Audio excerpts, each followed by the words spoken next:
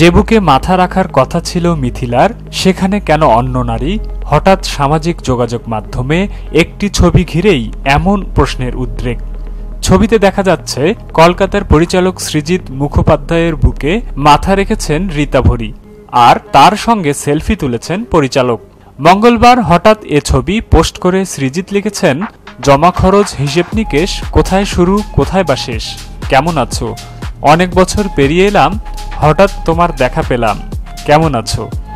কিন্তু হঠাৎ কেন প্রাক্তন রীতা ভরিকে নিয়ে এমন আবেগে ভাসছেন সৃজিত? কিসের জমা খরচ বা হিসেব নিকেশ বাকি তাদের? এসব নিয়ে নেটপাড়ায় গুঞ্জন।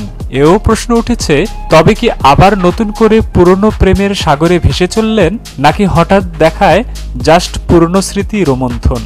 ভারতীয় বিভিন্ন গণমাধ্যমের খবর, সৃজিত ও রীতা ভরি একসময় চুটিয়ে প্রেম করেছেন, তবে এই প্রেম নিয়ে তারা কোনোদিনও প্রকাশ্যে মুখ খোলেননি, এমনকি সে অর্থে প্রেমের কথা স্বীকারও করেননি। তবে একসময় টলিপাড়ায় কান পাতলেই শোনা যেত তাদের প্রেমের কথা। তবে ঠিক কী কারণে দুজন আলাদা হয়েছিলেন তা জানা যায়নি। এরই মধ্যে অবশ্য সৃজিত রীতা ভরি আলাদা করে জীবন সাজিয়েছেন। বাংলাদেশের অভিনেত্রী সমাজকর্মী রাফিয়াত রশিদ মিথিলাকেও বিয়ে করেছেন সৃজিত, যদিও মিথিলা বহুদিন হল মেয়েকে নিয়ে এখন বাংলাদেশেই রয়েছেন। এদিকে রীতা ভরিও মুম্বাইয়ের কাজের সূত্রে নিজের প্রেমিক খুঁজে পেয়েছেন।